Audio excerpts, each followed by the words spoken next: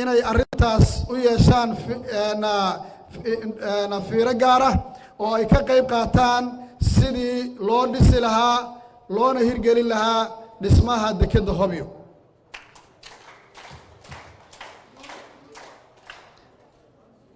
mudanayaal marwooyin dekedda Hobyo waxay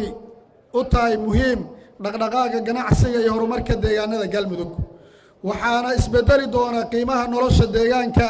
waxaana abuurmi doona shaqooyin fara badan kuwaas oo ka qayb qaadan doona yaraynta shaqo la'aanta baahsan ee aqoon-yahanka iyo muruqmaalka deegaanka ku nool. horumarka dhaqaale ee maanta ka muuqda deegaanada dariska la Galmudug waxaa sabab u ah dekedaha ku yaala oo la hirgeliyay.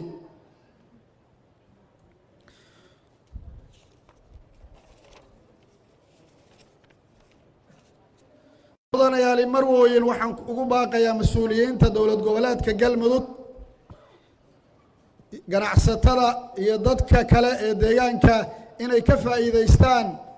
fursadaha maantay taagan oo ay ka mid tahay in dadka deegaanadan ay u helan yihiin sidii loo abuuri lahaa loona hirgelin lahaa dhismaha dekedda Hobyo. waxaan ugu baaqayaa dowladda federaalka inay ka qaadato kaalinta kaga aadan hirgelinta dhismaha dekedda Hobyo iyo dib u eegidda Galmudugta cusub ee maanta loo fadhiyo. sidoo kale aniga oo ka faa'iideysanaya fursadan waxaan ugu baaqayaa dowladda federaalka in ay xayiraadda duulimaadka ka qaado dowlad goboleedka Jubbaland iyada oo wax alla wixii khilaaf ah lagu xalinayo wada hadal iyo wada xaajood isla markaasna laga fogaanayo tallaabo kasta oo ku noqon karta caqabad nolosha dadka degan deegaankaas Jubbaland. ugu dambeyntii waxaan ugu baaqayaa waxgaradka deegaanadan Galmudug inay dadaalka halkoodii ka sii wadaan iyagoo iska kaashanaya dhismaha dowlad goboleedka marxaladiisii labaad isla markaasna u wada dhaqaaqaya si ay ku jirto midnimo una wada guntanaya horumarka dhammaan deegaanada Galmudug. gabagabadii guusha shirkani waxaa lagu qiimeyn doonaa sida loo hirgeliyo qodobadan ugu qanciyaan beelaha kale oo walaalahood ah xoojinta nabadda iyo ku wada noolaanshaha nabad dhammaan meel kasta oo ay Soomaaliya joogto. waxaan leeyahay nabad Soomaaliya nabad ilaahay subxaanahu wa tacaala ilaahay nabad ha siiyo. waxaan leenahay dadka Soomaaliyeed ilaahay midnimo ha siiyo. waxaan leeyahay dadka Soomaaliyeed kuwa gacanta isqabsada oo isgarabsada Allah ka dhigo. dowlad goboleedka maanta marxaladiisii labaad loo fadhiyo ee Galmudug la dhisayna waxaan leeyahay ha noqoto Galmudugtii hore mid ka gedisan oo la adeegsado waxa loo yaqaan ay ummaduhu ku hormaraan meritocracy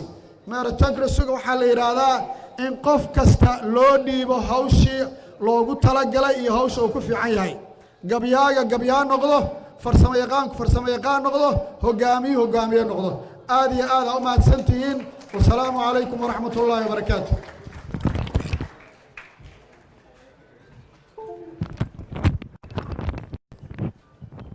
waxbaan noo soo kordhay dheeriye waxaan rabaa inaan u yeero xildhibaan cabdiraxmaan xuseen odawaa musharaxa madaxweynaha Galmudug. mar dhow waxaa loogu yeeri doonaa kursigiisoo loo tartamayaa anigu aan doorashadiisa qaadi doonaa marka asagoo madaxweyne noqday.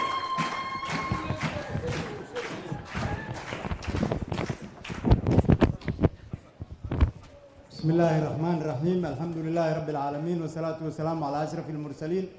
سيدنا محمد وعلى آله وصحبه وسلم. السلام عليكم ورحمة الله وبركاته. bahda halkan isugu timid iyo boqoradoodaba haweenka madaxda la doortay iyo kuwii xilka ka degayba waxaan rabaa inaan halkan ka iraado laba kelmadood. kelmadda koowaad anugu mahad celiyo guddoomiyihii hore ee beesha Abuukar Ganey iyo guddigiisii waqti dheer bay soo shaqeeyeen duruuf adagay ku soo shaqeeyeen runtii in shaqadaanu qabsoontana asaga iyo guddigii halkan ka shaqeeyay lafdhabar buu ka ahaa adeerkay Abuukar Ganey muddo dheer baan asxaab ahayn waa ninaan gobonnimo iyo dadnimo ku aqaanay waa mahadsantahay adeer aad baa mahadsantahay waxaan soo dhaweynaynaa sidoo kale gudoomiyaha cusub ee shalay la doortay iyo guddigiisa yaan soo dhaweynaynaa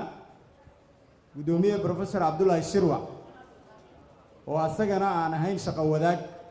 oon ka wada tirsaneen bahda jaamacadaha markuu gudoomiyaha ka ahaa jaamacadda Gaalkacyo oon anna ka ahaa gudoomiye jaamacadda Simad yaan waxaanu ka shaqaynay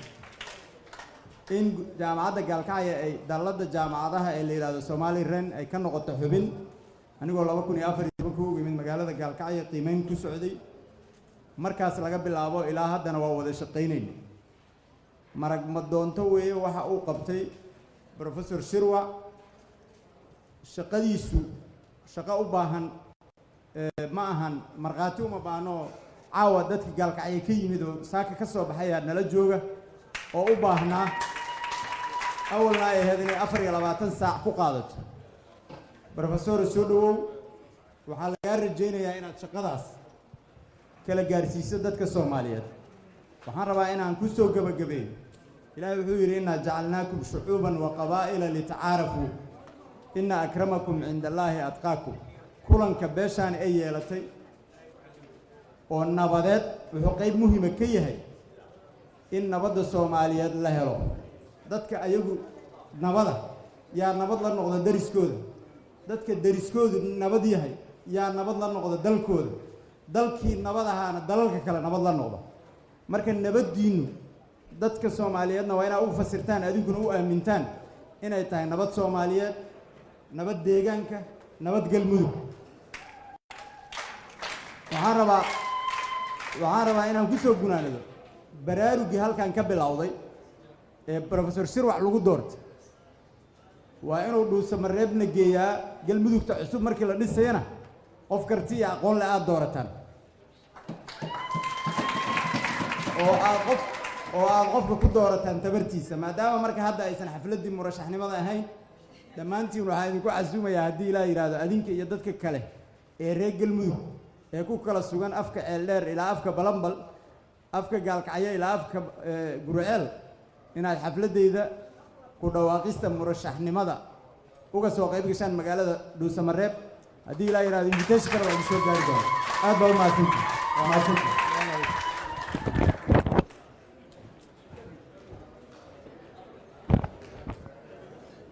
waxaan rabaa inaan ku soo dhaweeyo ugu dambeyntii madaxda labada gole ee baarlamaanka gudoomiyaha guddiga dib u eegista dastuurka Senator Cabdi Xasan Cawaale Qaybin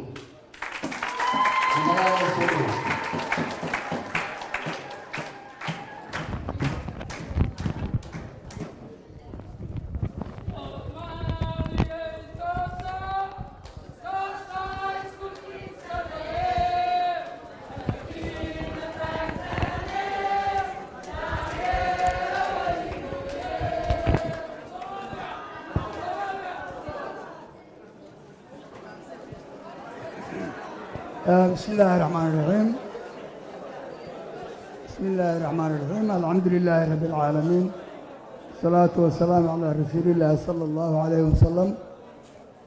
marka ugu horeysa waxaan halkan ka salaamayaa gudoomiye ku-xigeenka koowaad ee aqalka sare mudane Abshar Maxamed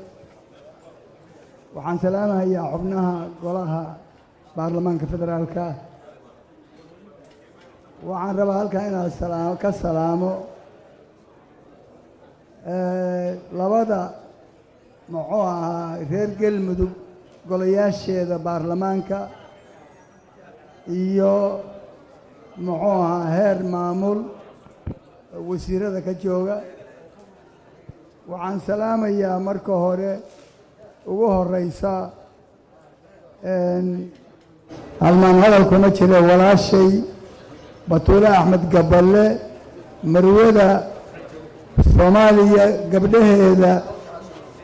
rag dumar haddii la isku daro gabadha runtii shucladda u ah hore u socodnimada midnimada walaalaynta isku keenka dadka ka dhex muuqashada bulshada wacyigelinta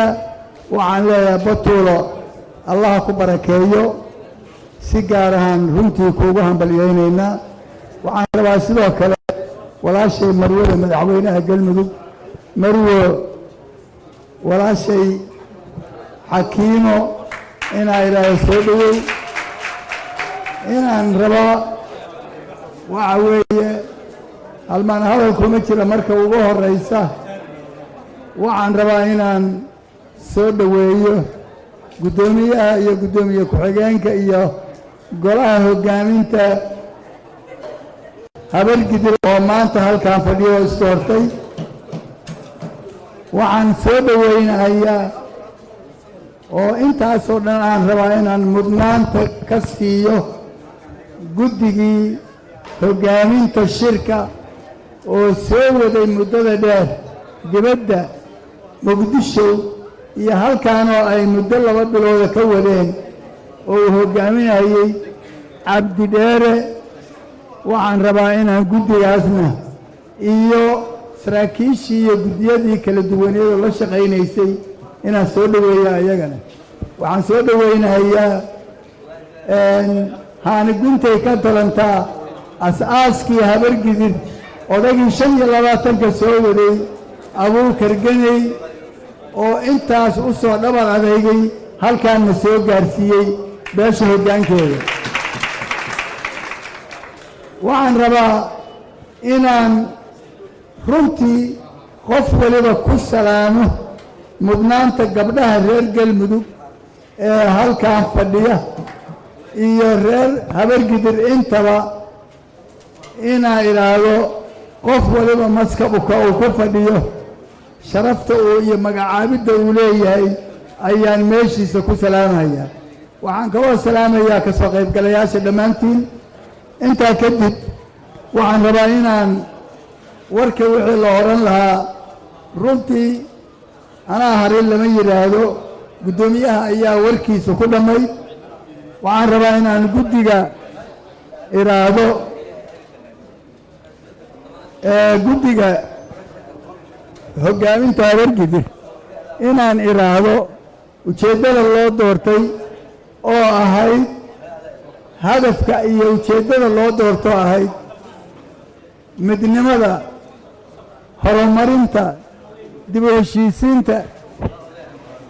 iyo nabadaynta waxa weeye mar hadday ahayd hadafkaas iyo ujeeddadaas aan ku kalsoonahay hoggaanka maanta hoggaaminaya oo awal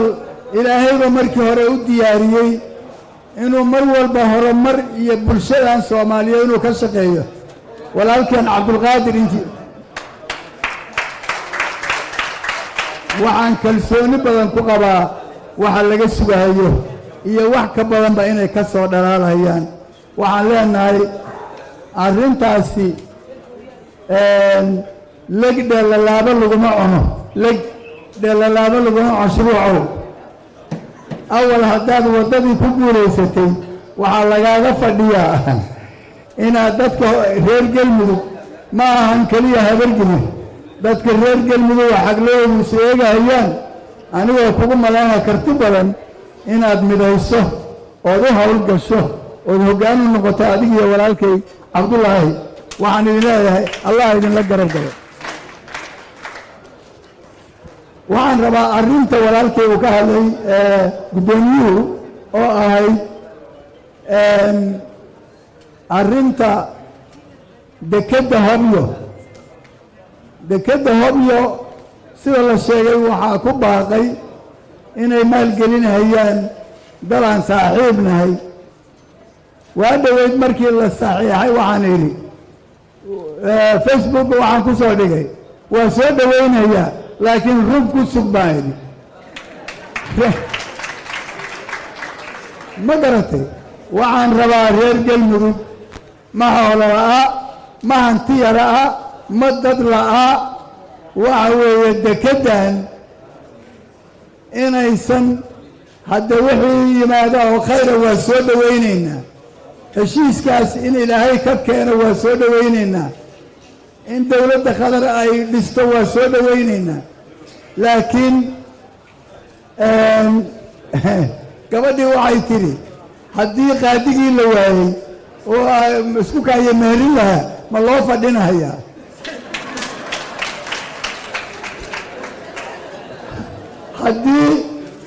haddii la waayo dowlad shisheeye oo maalgelisa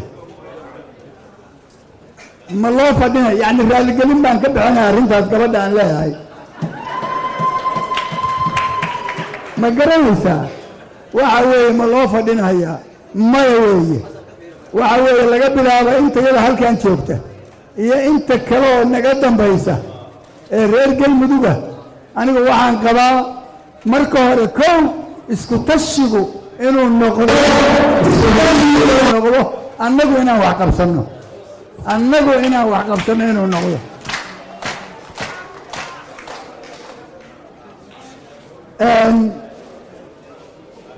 waxaan rabaa marka halkan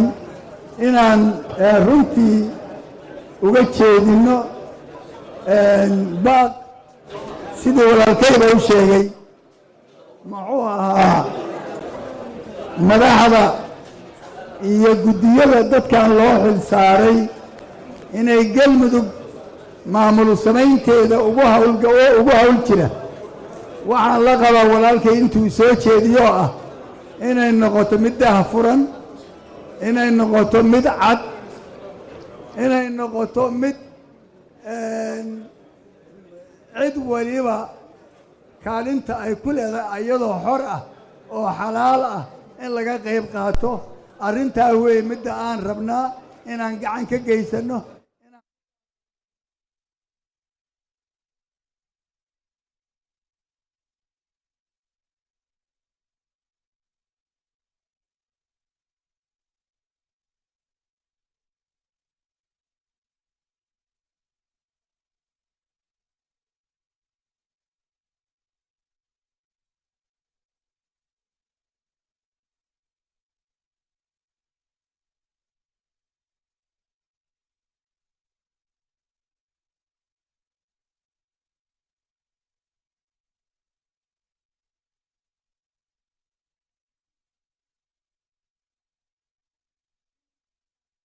shada lahayn oo dariiqii saxa haystay laakiin ay dhici kartay dad badan oo annaga naga midi inay ruuxana hayeen oo shaki ka qabeen inaad meeshaan keeni kartaan aad iyo aad u mahad celinayaa ugu dambayn waxaan u mahad celinayaa oo u hambaliyeynayaa oo u mahadnaqahayaa reer hobyo hagar la'aanta ah ee ay ka geysteen shirkan haddaysan intaas aysan hiil iyo hoob iyo baraambur iyo guryahoodii gabar waliba oo reer muxuu ahaa hobyoodii iyo oday kastoo reer hobyaadii gurigiisii iyo carruurtii asaguba waxay dhammaantood bannaan bay seexdaan waxayna u banneeyeen dadka martida ah oo 2,000 oo qof kor u dhaafay ayaa u banneeyeen xaqiiqadii waa arrin taariikhiya waa dhaqankii soomaaliyeed martida inaad gogashaada uga kacdid reer hobyood hambalyaan idin leenahay hambalyo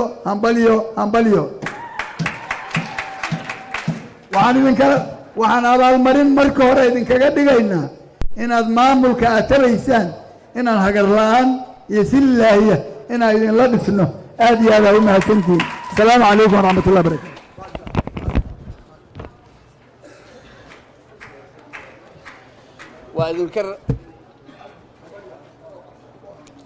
waa idinka raaligelinaynaa wixii qofkii waqtigiisii sidii uu rabay aan loo maamulinin adinkoo markaa mahadsan senatarada guddoomiyaha golaha sare iyo senatar cabdi xasan iyo xildhibaanadu iyo qaybaha howlaha kale ee degdega ay u yaallaan waxay doonayaan mar kasta waxay u bixi karaan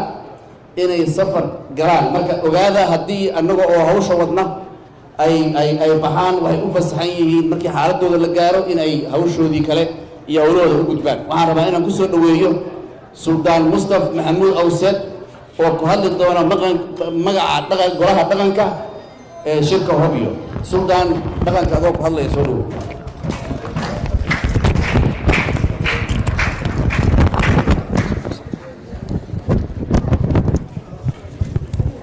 بسم الله الرحمن الرحيم الحمد لله رب العالمين والعاقبة للمتقين ولا عدوان إلا على الظالمين والصلاة والسلام على رسول الله صلى الله عليه وسلم إلهي توفيق هاينا وافجيو هذا القوة إسكاكو بيه هيمانتا dad badanna waa hadleen waqti badanna ma qaadan doono insha Allah marka hore waxaan la wadaagaa akhyaartii badneed iga horeysay salaanta guud qof walba magaciisa iyo masabkiisa madaxda labada aqal golaha wasiirada ee federaalka Soomaaliya iyo golaha wasiirada ee Galmudug iyo dhammaan madaxda halkan fadhida waxaan kaloo si gaar ah u salaamayaa guddigii farsamada ee shirkan soo qaban qaabiyay waxaan kaloo salaan diiran aan halkan ka gaarsiinayaa gudoomiyaha iyo ku-xigeenkiisa iyo golaha la doortay waxaan kaloo salaamayaa guddidii hore ee uu hogaaminayay Abuukar dhammaantiin assalaamu calaykum waraxmatullaahi wabarakaatu maanta runtii waa farxad iyo rayrayn aad u weyn waa arrin aad u qiimo badan waa gole la mahadiyo aan rajaynayna insha Allah inuu dariiq u noqdo sidii dadkii walaalaha iga horeeyay inay noqdaan nabad iyo horumar beeshan halka ku shiraysa iyo deegaanada iyo dhammaan ummadda Soomaaliyeed intaba aayad quraana waxa Rabbi yiri subhanahu wa ta'ala inna Allaha la yughayyiru ma biqawmin hatta yughayyiru ma bi anfusihim ilaahay qowm ma dooriyo oo wax ay ku jiraan kama bedelo ilaahay inuu iska bedelaan waxaan rajaynaynaa shirkan in uu noqdo guddidan la sameeyay iyo gabagabada shirkan inuu noqdo isbeddelkii beeshan isbeddelkii deegaanadan iyo isbeddel ku yimaada oo laga soo guuro wixii dhibaato iyo xumaan ahaa loona guuro wanaag rabbina subxaanahu wa tacaala uu barakeeyo waxaan rajaynaynaa maanta inay taariikh noqoto ummadda Soomaaliyeed oo dhan iyo beeshan iyo deegaankan ugu dambayn waxaan u ducaynayaa lana dardaarmayaa golaha cusub iyo guddoonkiisa waxaan rajaynayaa hawsha la idin dhibay hawl sahlan ma aha hawsha la idin dhibay hawl sahlan ma aha marka hore Ilaahay idin fududeeyo waxaad si ogaataan in aad u tihiin astaan iyo mataqaanaa bilow cusub inaad u tihiin isbeddelka ka dhacaya deegaanadan iyo deegaanada Soomaaliyeed oo dhan isbeddelada ka dhacaya inaad hormuud iyo calaamad aad u noqotaan ayaan idin rajaynayaa waataan maalintii dheer lahaa xilka la idin dhiibay amaarinka la idin dhiibay waa iyadoo la yiri 3 awr isku xidhiidhiya 3 awr oo midna uu yahay awr cuna midna uu yahay awr hoori cuna midna uu yahay awr dad cuna saddexdaas aad u kala hormarin lahayd waxyaalo waxa jira la yiraahdo 3 games geemamka la isku khiyaamo I hope professorku he knows how to play gameka u yaala ama arrinka u taala waxa weeyaan sidii loo maamuli lahaa sidii horumar loo gaarsiin lahaa ummad dhaqankeedii uu burburay ummad nabadgelyadeedii ay burburtay ummad wadooyinkeedii ay burbureen ummad mataqaanaa iyo deegaano dhinac walba oo ah arrimaha bulshadu ay ka baaba'een waxaan u rajaynaynaa insha Allah in ay mataqaanaa ay ku guuleystaan inay dariiqa adkaystaan ilaahay waxaan uga baryaynaa inuu arrinta ku guuleeyo ugu dambayntii waxaan idinla wadaagayaa salaantii iyo mahadcelintii aad halkan uga dirteen shalayto shirkii shalayta ahaa madaxweynaha Soomaaliland Muuse Biixi Cabdi aad ugu hambaliyeyseen ama aad ku salaanteen uga bogaadiseen siideyntii wiilashii yaryar oo maxaabiista ahaa oo muddada 10 sano xidhnaa oo runtii isticmaalay geesinimo inuu cafiyo oo cafis isaga shakhsiyan uga yimid uu ku cafiyo waxaan salaan idinka sidaa oo shirka ila soo xidhiidhay oo shirkan salaan soo gaarsiinayay isimada Soomaaliland uu rajeeyay shirkan guul waxaan si gaar ah salaan qiimo badan uga sidaa isimada iyo waxgaradka gobolada Sool Sanaag iyo Cayn ama Buuhoodle qofba sida uu yaqaano oo si gaara ii soo weydiistay shirkan inaan soo gaarsiiyo salaan iyo hambalyo guddoon iyo duco wanaagsan rajaynayana inay maanta noqoto arrintan arrin Soomaali horumar iyo dilo ah waxaan ilaahay ka baryayaa subxaanahu wa ta'aala shirkan inuu guuleeyo shir kasta oo la isugu yimaado oo wanaag iyo horumar iyo midnimo iyo nabadgelyo laga shaqeynayana oo Soomaali leedahayna waxaan ilaahay ka baryayaa subxaanahu wa ta'aala inuu ilaahay mataqaanaa uu ku guuleeyo intaasaan ku soo gaabinaya ku dheeraan maayo waa salaamintii dhammaantiin sallallahu ala sayyidina Muhammad wa ala alihi wa sahbihi wasallam gudoomiye professor Abdulqaadir khudbadda ku jeedinaya ama sidoo waxaan waa inaan siiyo Sultaan Cali Hussein Sultaan Ahmed Nuur Sultaan Sulu oo ah dhaqankii hawsha intii halka lagu mutidayay jilka u aasay intaas oo dhan gubaabinayay dhinac taagnaa marka Sultaan Sulu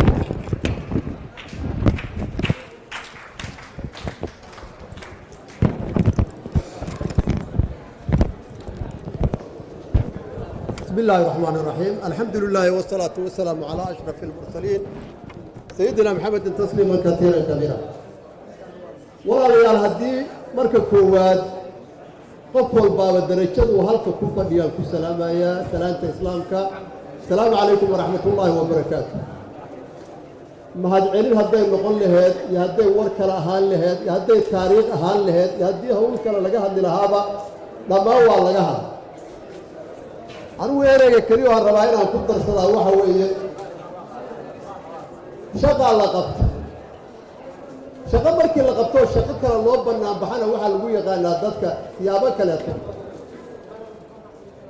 الحمد لله رب العالمين كريو وحال رباين هذا قلنا شروع يهوجان كيس واحد بلنا يا يكور إيمان دونا واحد بلنا يكور إيمان دونا ونوحي بهاي دوقات النجوم مرة من مهم اللي مره تحققين اللي مره وهذا شقين يدتك كناتون اللي مره يعني هو طبعا إلى ما تدوقات كالسميسان وعكروا كرينا على ربعين كهالله أنا بدلك الصومالي كسكو قلب دوق أيان هذا كتر صنع هاي أنت بلد هلك رجع شوقا وحال اليوم وقته انت اسمها قلب لا ديسدون ان شاء الله تعالى يلا عافيمات قبتين لا ديسدون انا marka waxa weeye kaalintaan ku leenahay inaan qaadano weeye kaalintaan ku leenahay ka qayb galkana waa qaadanaynaa waana rajaynaynaa in sha Allah ta'ala maalintii shirkaan la bilaabay ayaan anigu cadeeyay ragooda waa wada maqlay dhammaanna waan isku ogeeyay shirka halkaan ku dhamaaday oo maanta shaqaynayo sii shaqayn doona insha Allah ta'ala guddigiisu shaqayn doona cid loolama jeedo dowlad loolama jeedo dad deegaana loolama jeedo waxaan ula jeednaa inaan nafteena dhexdeeda iyo dhibaatadii annaga dhexdeena taallay inaan ku xallino waa xallinay alxamdulilah rabbi iscafisaa yimid waxaa yimid midnibaa timid waxaa timid isjeclaansho iyo hab iyo quraan dhexdeena yaalla inaan ku dhaqanno allahna guddoonsiiyo shirku inuu shaqeeyo iyo guddigu inuu shaqeeyana allah guddoonsiiyo saasaan leeyahay wabillahi tawfiiq assalaamu calaykum waraxmatullaahi wabarakaatu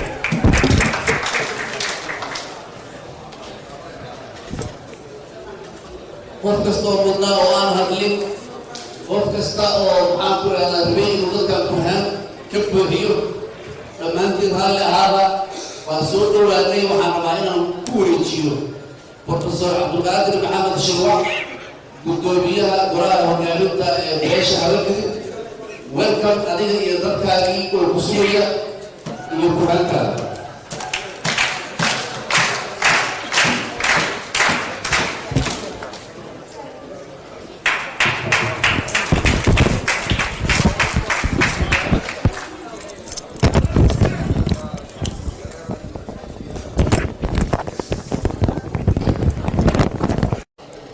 وكتاب قرآن وحن قعنت كوهيا